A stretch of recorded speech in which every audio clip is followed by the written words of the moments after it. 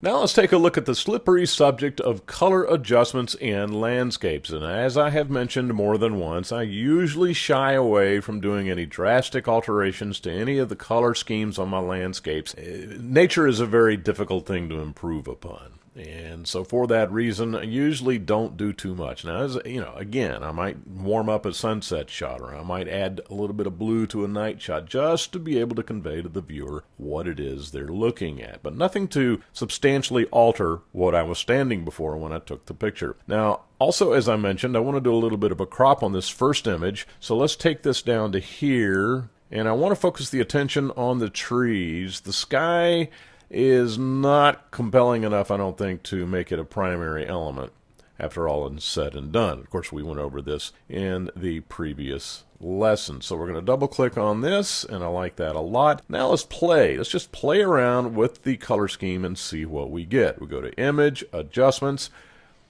Color Balance, and let's do a warm adjustment. So we increase the yellows and increase the red. Maybe just a tincture like that. Before and after. We're removing the blue cast that's in there, and I kind of really like the way these trees kind of jump out. When you adjust that yellow slider, these green trees up here kind of jump out, and I'm liking that actually. So let's go ahead and check now and see what the highlights look like very quickly. Kind of adds to the effect. So we'll go ahead and keep that. And what about the shadows? I have a feeling I'm going to be leaving that alone, but maybe not. So I think that's a good one. I think that's going to work. Let's take a look and see what we've got. Come down here way at the bottom. Before and after. And I like the warmed result. You may want that one, but I like this one. And the reason these changes don't bother me is because the elevation here is about 6,000–7,000 feet, and at those elevations you get a blue cast.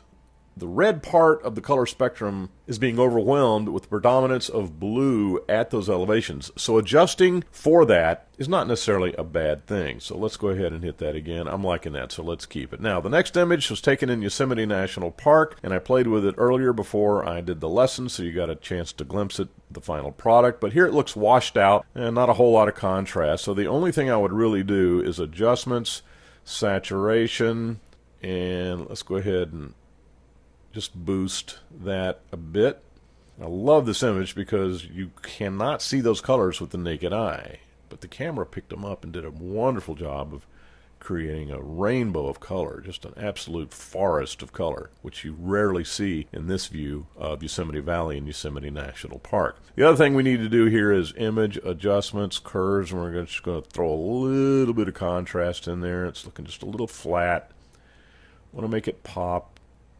Go ahead and hit that. Now let's take a look at some of the adjustments we might make, and just for giggles, take a look and see what would happen. If we warmed up the entire image, I mean, aesthetically it looks pretty good. From the standpoint of being completely accurate with what nature threw at me, that's not looking at all like what I actually saw. Now let's throw a little blue on there. Now this is a legitimate adjustment because you want to kind of convey to the viewer that this was shot after sunset, or that it was to some degree a night shot, yet it still retains the glory of the colors below. So there's before and there's after, and I think that's just a pure taste of, personal taste as to whether you like the adjustment or not. I like it. You might like the way it came out of the camera. Either one is legitimate in my eyes. Go ahead and cancel the adjustment. This next one was shot at, this is a picture of the Crystal Mill near Aspen, Colorado. And I got to this scene about 2 weeks before the peak of the fall colors. And so as you can see, things are still pretty green, more green than yellow, which is not really what I wanted. So let's cheat.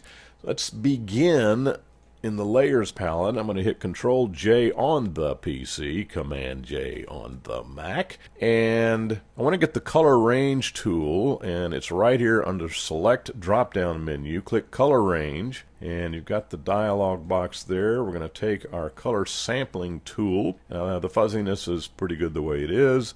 Hold down the Shift key, left click, and as we click on the different areas of the image, we're adding to the selection. See this over here?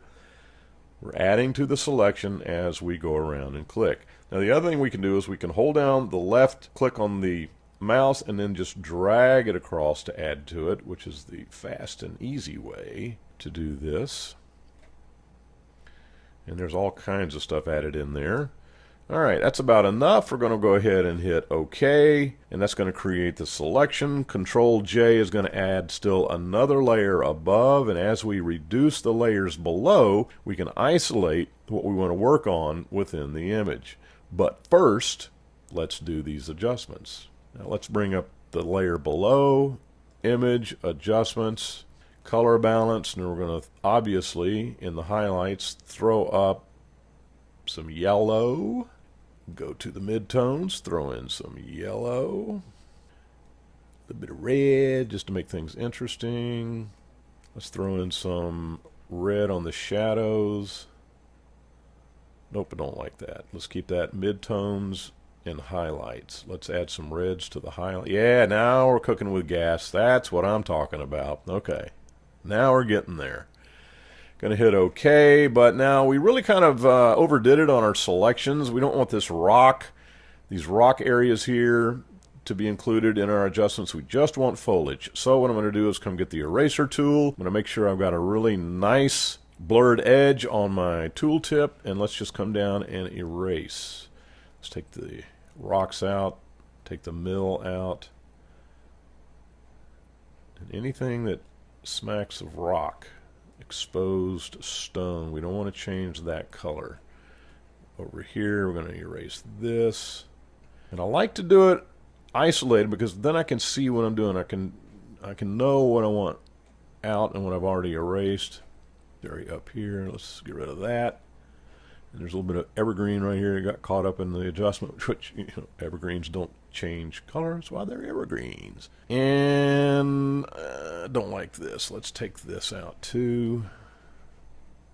All of this is subjective. Now here's the reflection in the water in the creek, and I kind of want that to stay because it has to match what I'm creating up here. And as you can see, we have successfully advanced time about 3 weeks to make it look like we're hitting it at the peak of the fall colors.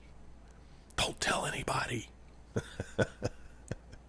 All right, let's look at before and after, and before and after.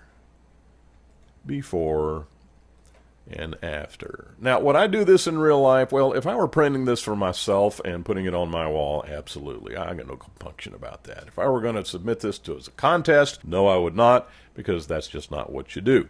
But I do like that. From a strictly procedural standpoint within Photoshop, there's all kinds of stuff you can do to your images that makes the mistakes in the field very, very forgiving. So there you have some color adjustments in Photoshop, a little bit of theory, a little bit of things to think about when you approach this process. One thing to remember, it's real hard to improve on what nature gives you. So don't go nuts with color corrections on landscape photography beyond just the obvious, which is saturation.